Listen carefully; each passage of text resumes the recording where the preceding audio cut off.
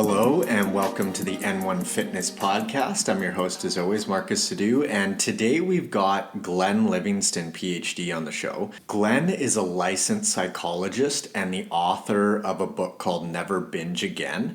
And I thought he'd be a really cool guest to bring on the show to talk about this topic. It is a highly emotionally charged topic, but I think it's something worth addressing. Now, Glenn's approach isn't going to be for everybody, but I think that there is value in the way that he approaches things in his book, Never Binge Again. And it doesn't mean that it's necessarily going to work for you or it's going to work for somebody that you know, but I think that there are key and valuable takeaways in this episode that you might be able to implement, or somebody that you know might be able to implement that is struggling or experiencing binge eating. And lastly, before we get into this interview, I just wanted to let you know that Glenn had some construction going on outside of his apartment while we did this chat. So you can hear that in a few pockets throughout the interview, but it doesn't last too long. All right, let's dig into it. Glenn, welcome to the podcast. Thanks so much for joining me, my man. Thank you for having me, Marcus. I've been looking forward to this. Me too. Nice to be here. Yeah. So for the folks who aren't familiar with you and your work, you were a clinical psychologist by trade. You have also worked with some major food manufacturers, and now you've written a book and you do some coaching. Pretty interesting journey to this point. So can you share your story with us? I sure can. I'm still licensed, by the way. I guess, the most important thing for you to know is that I'm not like a psychologist who decided to work with people who needed to lose weight or trying to control their food. I'm a guy who had a serious eating problem himself for a lot of years, figured it out, and then decided that I wanted to share that with the world. And I happened to have been a psychologist, and it was possible to organize a coaching network and everything like that. So when I was about 17, I figured out that if I worked out for 2 or 3 hours a day, which I really enjoyed, that because I'm 6'4" and reasonably muscular, looks like you're about the same, I figured out I could eat whatever I wanted to, like whole pizzas, boxes of muffins, boxes of donuts, multiple lattes, multiple chocolate bars, whatever I wanted to. And Marcus, I thought it was great. I mean, if you've ever been to a supermarket and there were out of Pop-Tarts or pizza, it's probably because I was there first. I really thought it was great. I didn't think it was a problem. I made myself into this big exercising, sleeping, eating, and pooping machine. That's basically what I did when I was 17. And that's how I lived my life for 4 or 5 years through college. But I got married at 22, and I had a lot of responsibilities. I was helping to run a business. I was commuting 2 hours each way to graduate school. I had patients I was starting to see, and I just didn't have the time. I couldn't work out that amount of time every week. I could hardly work out, 2 half hours a week at the most. On top of that, my metabolism was slowing down. I didn't have the 17-year-old metabolism anymore. But I found that I just couldn't. It's like the food had a hold of me, like it had a life of its own, and I couldn't stop eating the way that I was eating. And I would be sitting with a suicidal patient and thinking, well, when can I get a whole pizza? Or when can I get out of here and go to the delicatessen and dislodge my jar and empty the contents of the deli tray into my mouth? And it really bothered me. I'm from a family of 17 psychotherapists and psychologists. Wow. Yeah, my mom and my dad and my sister and her husband and my mom and my dad's husbands and my uncles and my aunts and my grandmother. And if something breaks in the house, we all know how to ask it how it feels, but nobody really knows how to fix it. That's what it was like growing up in my world. And so it really bothered me because being a great psychologist was first and foremost what I wanted to do in the world. But if anybody knows anything about clinical psychology, it's not really an intellectual game. I mean, it is, because you have to figure out what's the presenting problem and what are the symptoms and what's causing them and what might the solution be. But you can't really get people to accept the solution until they love and trust you enough that they're willing to think new thoughts and go into different areas of their life. And I couldn't be there to lend them my soul. Now, I never lost anybody. I was also a couples therapist and worked with hundreds of couples, and only 2 of them ever got divorced. So I was doing well, but I could have done a lot better, and it really bothered me. Really, really bothered me. So being from the family that I was from, I went through all the traditional routes. I figured there must be a hole in my heart, and that's why I'm trying to fill this hole in my stomach. And if I could figure out how to fill that hole in my heart, then I would be able to stop overeating. So I went to the best psychologists, best psychiatrists. I took medication all around New York City. I went to Overeaters Anonymous for a lot of years. I even put together my own 40,000 person study, which took many years to conduct when clicks were cheap online. And I had been, the piece I left out was that my ex-wife, my wife at the time, she traveled for a business. So I had an awful lot of time in my hands, and I had a dual career, which also involved consulting for Fortune 500 companies. And a lot of them were in the food industry, and I knew how to conduct these big studies. So I created one for myself. And over the course of about 5 years, I got 40,000 people to take the study. This whole journey, trying to find love to make myself better, trying to heal my heart, it was very soulful and worthwhile. I think it had a big impact on the person I am today. I wouldn't give it up for the world, but it didn't really help me with food. I would get thin, and then I would get fatter than I was to start. And I would get thinner and fatter than I was to start. I was all the way up to about 280. I stopped weighing myself at 257. I'm about 215 now, something like that. I fluctuate between 200 and 215. I've been doing a lot of CrossFit lately, and I get really hungry, so it's hard. I eventually realized that I was going at this with the wrong paradigm. I was trying to love myself better.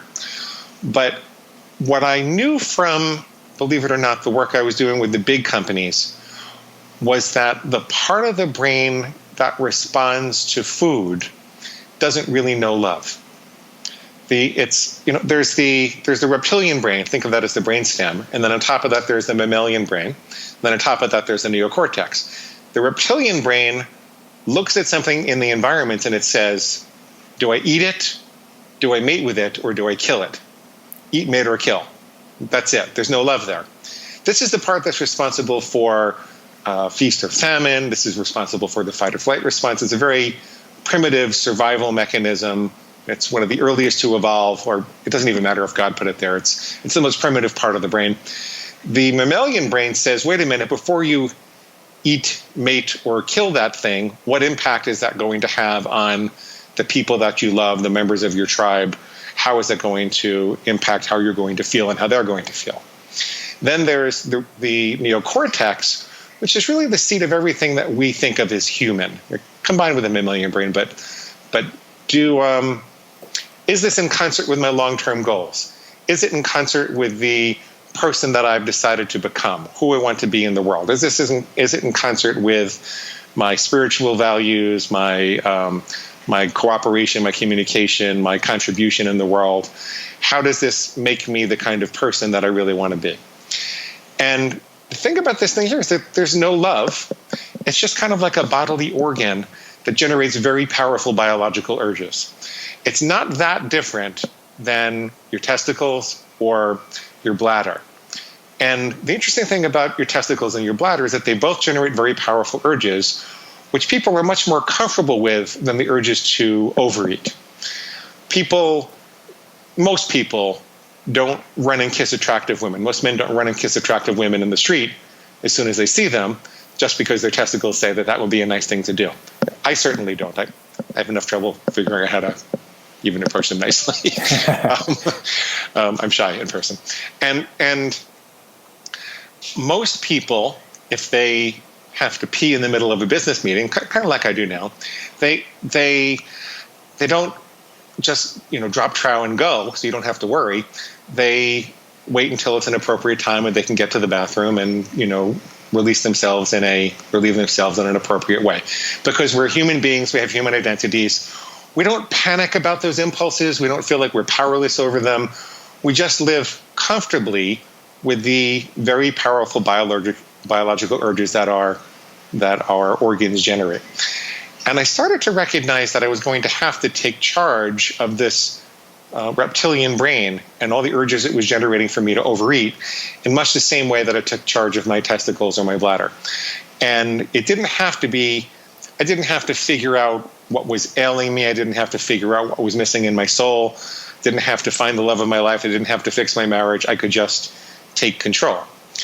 There are a couple of other things that convinced me that that was the case. One of them was the work I was doing for Big Food, where I saw that they were spending, combined across the industry, billions of dollars to engineer these hyper-palatable food-like substances. They're concentrations of starch and salt and sugar and oil and fat and excitotoxins. And they're engineered to hit your bliss point without giving you enough nutrition to feel satisfied. And that makes people want more and more and more.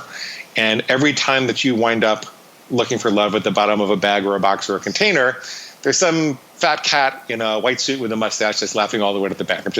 I'm being iconic. They're not all men and they're not all fat, but you know what I mean. So there are billions of dollars aligned against my survival drive, against my lizard brain, trying to hijack it for the corporate interests. And people want to be lied to. They want to be able to eat this stuff. So it's not totally the corporation's fault.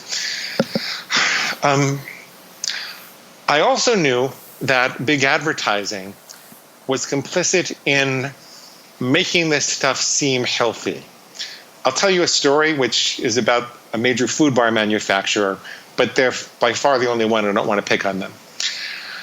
I remember talking to the VP of this food bar manufacturer, and I was doing a consulting project for him, and he said, Glenn, the most powerful, profitable insight we had was to take our vitamins out of the bar. And I said, really? He said, yeah, they were much too expensive, and they made the bar taste bad. People wanted the sweet taste instead. And I said, that's interesting. And he said, what we did is we put the money into the packaging instead, and we made it more vibrant and colorful and diverse. And he said, well, so what you're telling me is that you're faking us out, because vibrant, diverse colors in nature signal a wide availability of different antioxidants and minerals and vitamins. So if you see a green salad with red tomatoes and peppers and yellow carrots and purple cabbage and blueberries, that gets you all excited. That stimulates your survival drive to say, that's where the good stuff is. That's what you need, right? But you're telling me that you took the vitamins out and made it look like they were there in the first place. And he kind of hung his head in shame and said, I'm sorry, but yes, that's what I'm telling you.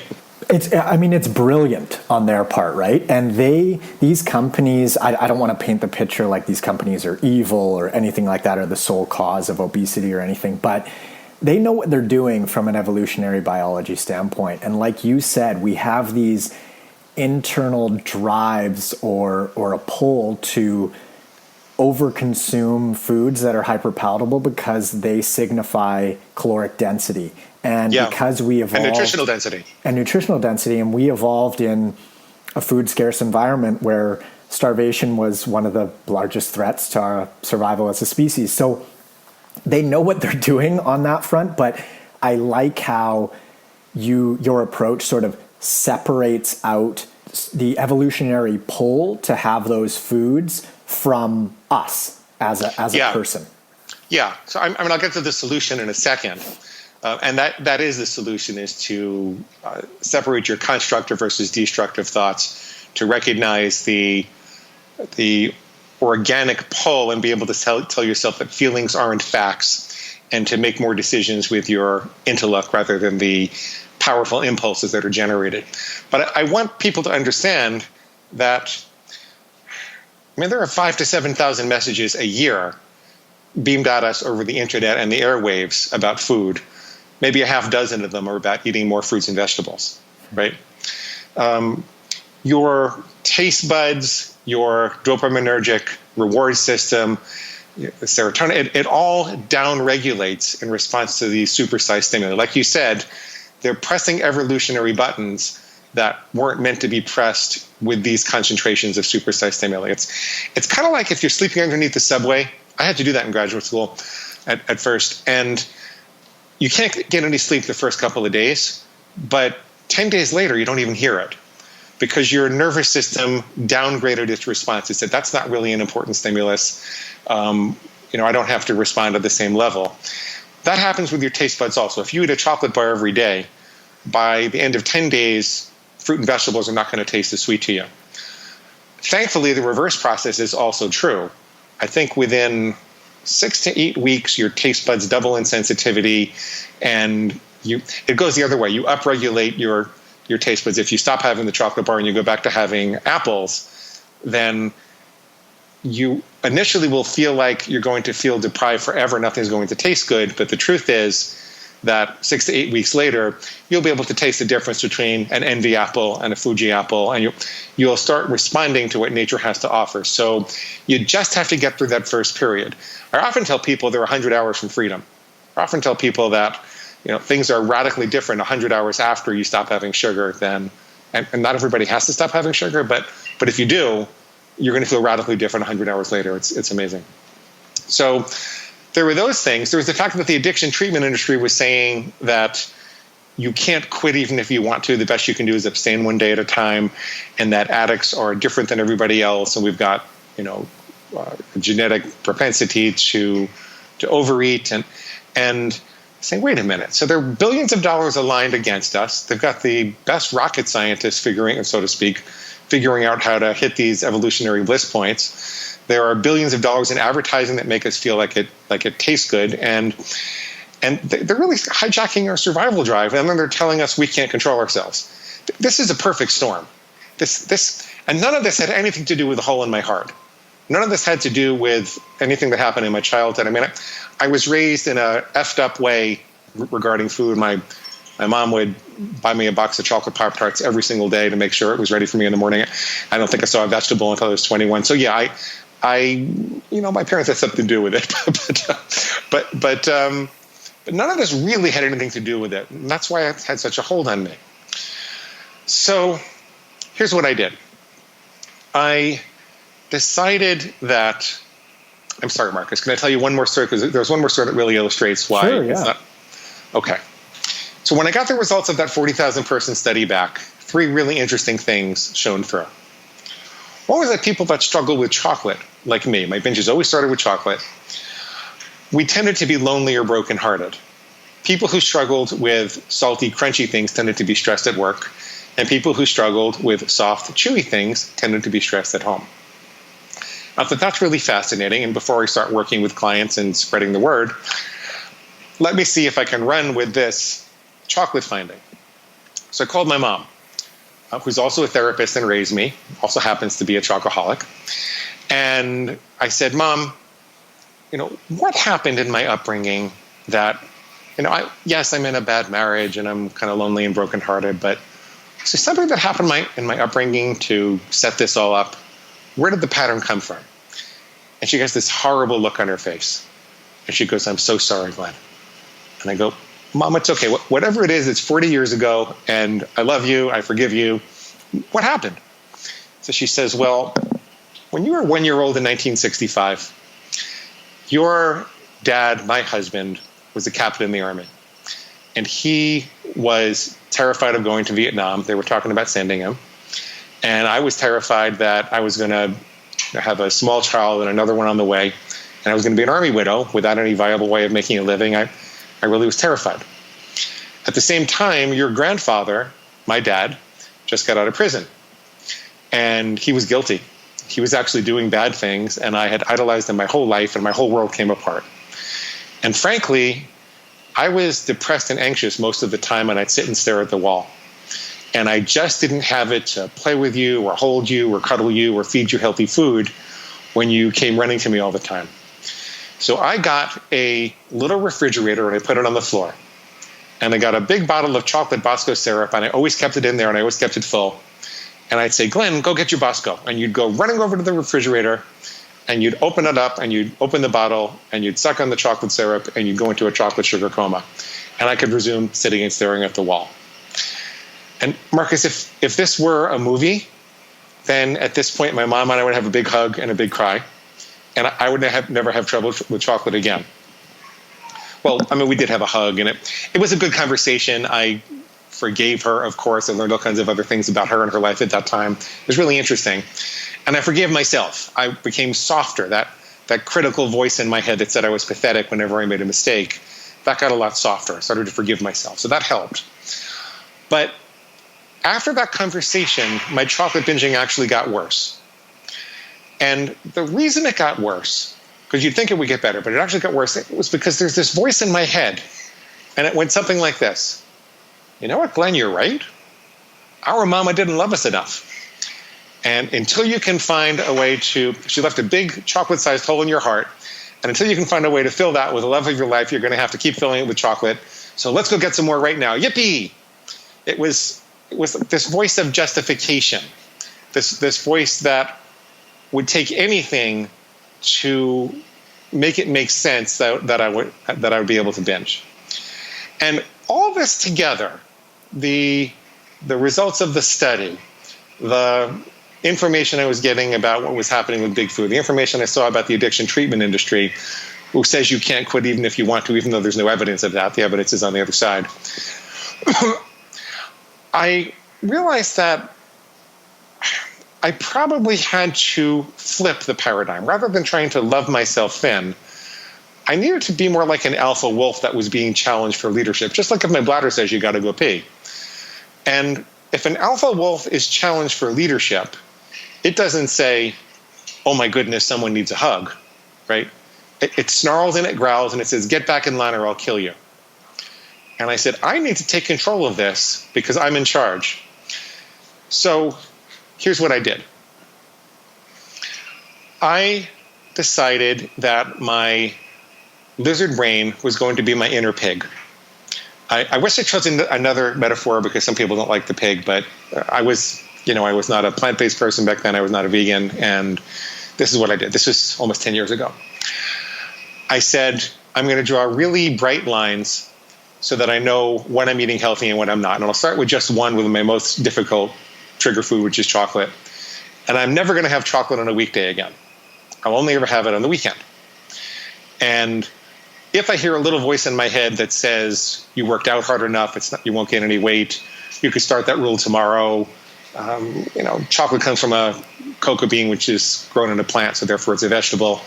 Whatever that voice might say, that was pig squeal. My pig was squealing for slop. I don't eat pig slop. I don't let farm animals tell me what to do. And as ridiculous and crude as that sounds, that one insight at the moment of impulse, the moment of temptation, will give me those extra microseconds that I needed. I'm sorry about the construction outside, but it will give me those extra microseconds that I needed to make the right decision if I wanted to. And it wasn't a miracle. It wasn't like I made the right decision all the time, but it cut through all the BS. It really made me believe that I was not powerless. This was my choice. And because I then recognized that no one was telling me what to eat, I was making my own rules, it was kind of silly not to listen to my own rules. Because if I wanted to change the rules, I would just give myself 24 hours and I'd write down what I was changing and why I was changing it. So if I wanted to be able to have chocolate during the week, I could do that. I said, if I can just teach myself to make intellectual decisions about what I'm eating rather than listening to my impulses, that'll be like the alpha wolf being in charge, and I'll work it out. I'll figure out exactly what diet to be it on, and I'll have control again. And over the course of a year or two, I kept a journal, me versus my inner pig, and all the things that I said to disempower it. And I did a lot of research to figure out why what it was saying was a lie. For example, if it says it's just as easy to start tomorrow, that's not actually true. By the principles of neuroplasticity, if you reinforce the addiction today, it's going to be harder to get out of it tomorrow. If you're in a hole, you need to stop digging now. You always have to use the present moment to be healthy. So I kept a journal with all those sorts of answers. And I was never going to publish this. I just figured this was a crazy private way that I had of stopping overeating. I started to lose weight. I came back down to a normal size. My triglycerides went down. The doctor stopped yelling at me. My skin cleared up. All kinds of great things happened. And I started eating more healthy things also. It wasn't just that I stopped eating chocolate. I started incorporating more greens and salads and more fruit and vegetables. And my my survival drive started adjusting to a much healthier way of being. And that was going to be that. It was just going to be my personal fix. But as I was getting divorced in 2015, I had a business partner. I was a minor part of a publishing company through a long series of events. And he asked me if I could write a book because we needed to publish something and do some marketing experiments to prove that we knew what we were doing for other authors so we could attract better authors. I said, okay. So I took that. I wrote it into a kind of allegory, not an academic book, but more like Me versus the Pig kind of thing. I sent it to him about a month and a half later. A couple of weeks later, he comes back and he's all excited and he says, Glenn, I don't need donuts. Donuts are pig slop. I don't let farm animals tell me what to do. He lost 86 pounds. And so we decided to publish it. And, we both know what we're doing in marketing. I've had a career consulting and marketing for companies, and I owned an advertising agency and everything. So I kind of know what I'm doing. But it took off beyond our wildest dreams. We've got 700,000 readers and 2,000 reviews. And now I walk around saying, I've got a pig inside of me, and so do you. And every now and then I'm in a bookstore. People don't recognize my name. They don't know my name. They recognize me. And they come up to me and they point and they go, pig guy, which is not a great thing when you're on a first date, but que sera, sera. Well, this is really interesting. So I think that, like you mentioned, some people might be a little bit charged by the term pig, but if that's the case for someone, they could easily sub the word pig for maybe an aspect of their ego or some sort of word that they felt more comfortable with. Well, I prefer they use something like food monster or food demon. See, this is not like Gestalt therapy where you're trying to reintegrate all your parts of yourself and love them all. This is recognizing your superiority to your bodily organs. And a big part of the problem is if you think at the moment of impulse that you're not loving yourself enough, then you're going to let that reptilian brain just bust right through everything that's important to you. So it's really a matter of superiority and saying, I'm not going to pee in the business meeting. I'm going to wait until I can get to the bathroom. It doesn't matter whether I love myself or I hate myself. This is just I'm taking control. It's more like capturing and caging a rabid animal than loving your inner wounded child back to health. So you can call it your food monster or your junkyard dog, just not a cute pet or some alternative part of yourself that you're trying to reintegrate.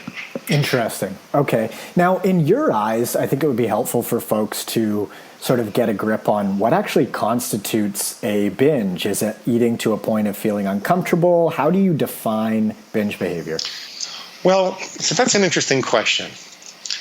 And in part, I think it's not necessarily the right question for people to be asking themselves, because what you're asking yourself there is, am I out of control enough that I have to do something about this, or could I get away with more? And I don't offer this as a psychologist anymore, so I don't give people a diagnosis. I don't sign assurance forms.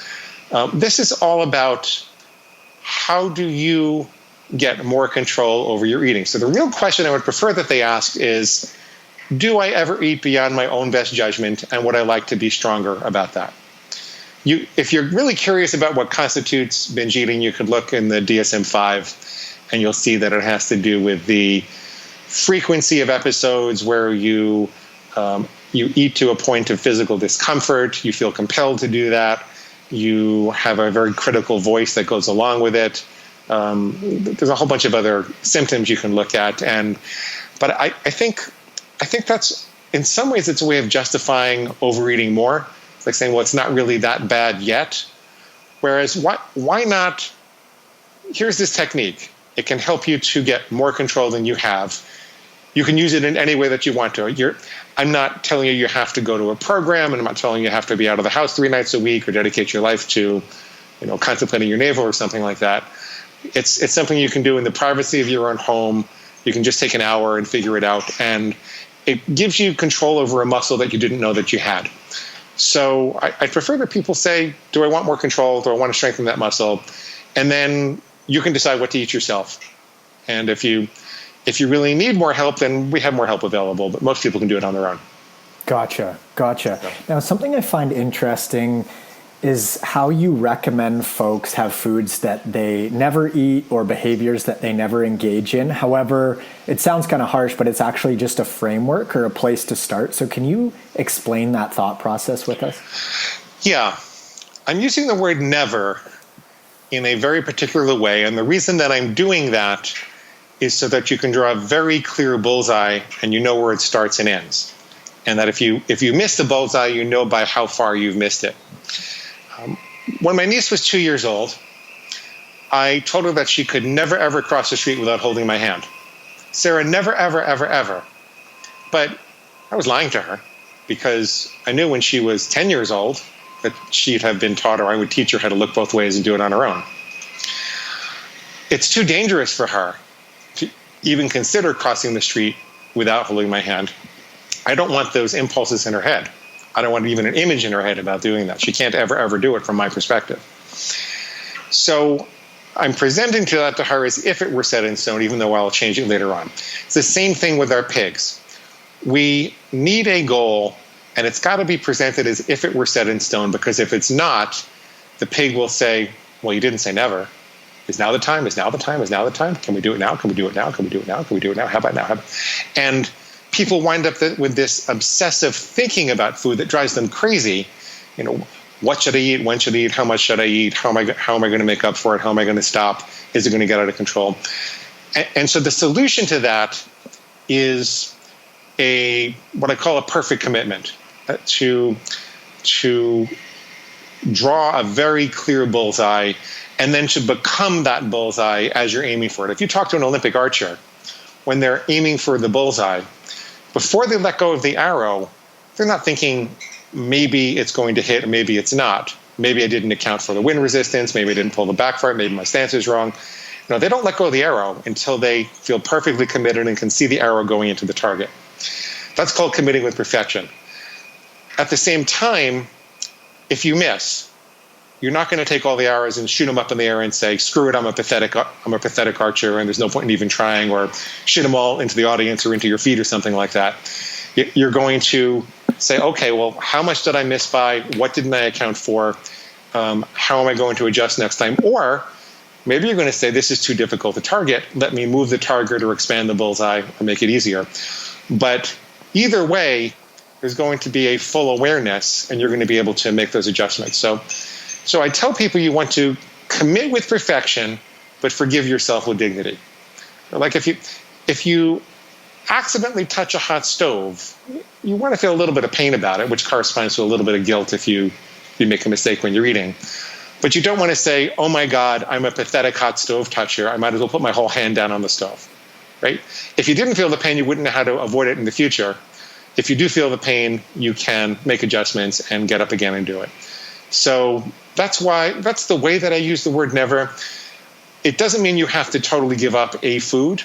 You can say, I will never eat chocolate during the week again. It still allows me to have it during the weekends, but I'm using the word never again, the phrase never again, to lock it down. You can also use the word always. So I will always start my day with 2 fresh glasses of pure spring water before I do anything else. I'll always have 5 servings of fruit and vegetables a day. I'll always put my fork down between bites. So you can use the word always to build positive behaviors into your plan. I tell people to think about what they can eat in an unrestricted way so that your pig can't tell you that you're going to starve. A lot of people, that's just, coffee or tea or, non-starchy vegetables. There are a lot of things that people can have in an unrestricted way. And so I give some people some guidance for how to create the rules, but really it's up to you the way that you want to do that.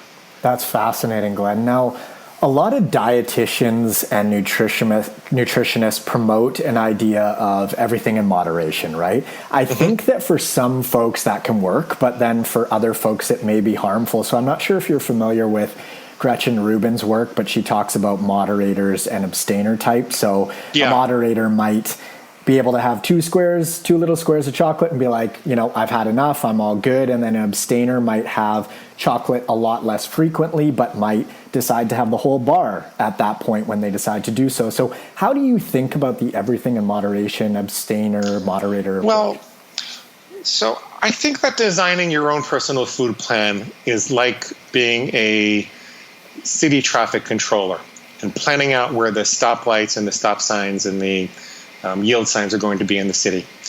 I think if you were going to be a traffic planner for the city, you'd have to study where the dangerous intersections were. And at the dangerous intersections, you would put stoplights. You'd also want to figure out where the non-dangerous intersections were, because you wouldn't want to have anything there, because you're trying to maximize two variables. You're trying to maximize the free flow of the populace around the city, because people need to be able to get around, and you're trying to protect their health and safety, right? Same thing with food. You're trying to maximize your enjoyment and freedom with food to the best of your ability, but you're not trying to make yourself so free that you're not protecting yourself from your danger points. So I work with people to come up with a minimum of rules that really stop them from getting into trouble. I figure out where they can get the maximum amount of enjoyment with the rest of the freedom that they've left themselves. And some people can never have chocolate again. Now, I used an example of never having it during the week in the beginning, but I actually evolved to the point that I realized I didn't want it in my life at all, because I would overdo it on the weekends, and then I had these rules. I could only do it with a friend. I can only do it after I had a 2-hour workout, only if I climbed a mountain, only on Sunday if it was the 13th, and blah, blah, blah, blah, blah. And it just wasn't working. It was a year, and my system was always unstable from having too much chocolate. I was really unhappy. My life was just much better without it, and I decided, nobody told me, I decided that I prefer not to have that. I also trained myself. I said there's always a natural craving underneath the craving for unnatural foods. So when you're looking for bags or boxes and containers, in my case, chocolate, I was probably looking for energy. And I asked myself, well, where could I naturally get energy? And I started to force myself, when I had that craving, to have a banana kale smoothie. And it tasted disgusting the first time I had it. It tasted pretty disgusting the second time I had it. A month later, I was craving banana kale smoothies. So I got that idea from Jack Trimpey, who wrote a book called Rational Recovery. And he said that when a smoker is quitting smoking, they've made a biological error, and their lungs are confusing the smoke with oxygen.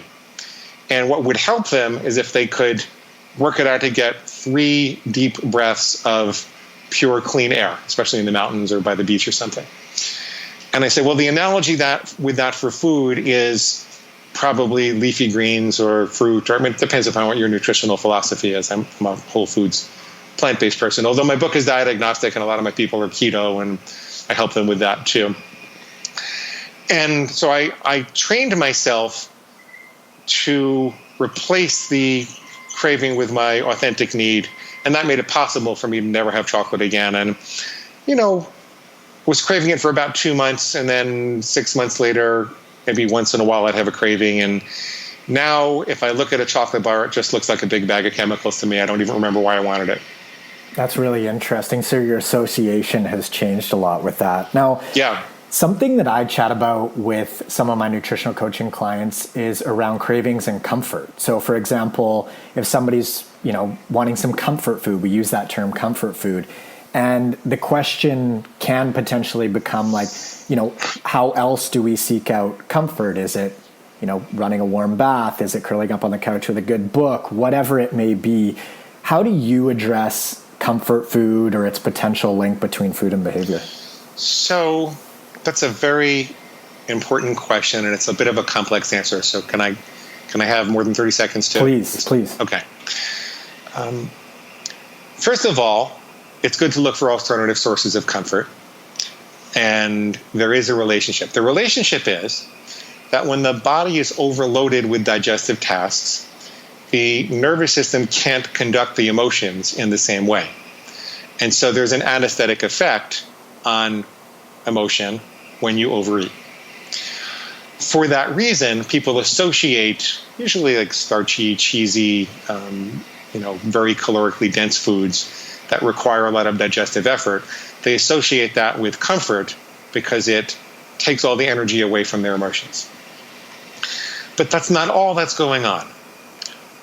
What's also going on is that people are getting high with food, and because the things that they're looking for, we didn't have pizza on the savannah as we were evolving, right?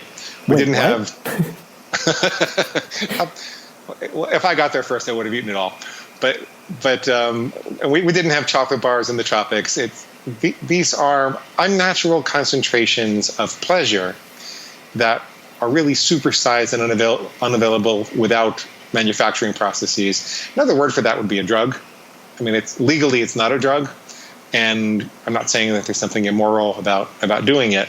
And chocolate can be a lovely thing for some people. My sister is one of those people that takes 2 squares out of her purse and puts it all back for later, and I want to kill her every time she does that. But it's a drug. It's a drug. The reason that's important is that if you just think that you're eating for comfort, you're going to be too nice to your pig. Your pig can too easily say, "Oh my God, I'm hurting so much. And I just need some chocolate now, and I deserve that comfort, don't I?" You don't want to put yourself in a situation where you're vulnerable to that type of an argument. The other thing to remember about the relationship between emotions and food is that it's perfectly okay to have a raging fire in the middle of your living room if it's contained in a well-built fireplace. The problem is if there are holes. As a matter of fact, if you have a raging fire in a fireplace in your living room, that becomes the center of hearth and home. People gather around it and they tell stories and they, really bond and it becomes family area. The problem is if there are holes in the fireplace. And it turns out that it's that voice of justification that pokes holes in the fireplace. It makes it possible for the emotion to jump out and burn down the house. It's easier to fix the holes in the fireplace and stop that voice of justification from poking more holes than it is to put out the fire. Let's go all the way back to me feeling lonely and brokenhearted. It took me another 10 years before I got divorced after that, maybe even 15. It can take a lifetime to heal depression at the deepest level. And there are some wounds that we have from our childhood that they're scars, and we're going to have emotional patterns like that for most of our life. But we don't have to let that stop us. And people think that they have to solve all of the emotional difficulties and then they're going to stop overeating. That's really their pig saying, just keep overeating until you're done with therapy and you find the love of your life, and et cetera, et cetera, et cetera. So, and as a matter of fact, most therapists will tell you they would rather have someone who is not actively abusing food or any other drug or chemical, because then the feelings are at the surface and there's a lot more to work with. So you will heal the emotional trauma faster if you take control and stop overeating. You might never heal it if you don't, because it might never come to the surface. So that's why I focus on what I focus on. Okay, and then I think a lot of folks find eating more healthfully is restrictive, and that restricting can possibly lead to a contrary behavior itself. But how do you think about how perception plays in here? So for example, if I'm changing my eating habits for the better, I could either focus on all the foods that I can't have, or I could focus on all the foods that I can have. So how do you like folks to approach the idea of restriction, if at all? Okay, so it is possible to use my system to make a restrictive food plan, and that's dangerous because people that are addicted to overeating, they're also addicted to undereating. Virtually everyone who struggles with overeating is also a good dieter. And they lose weight and they gain weight and they lose weight and they gain more. And they keep themselves stuck in the feast and famine cycle.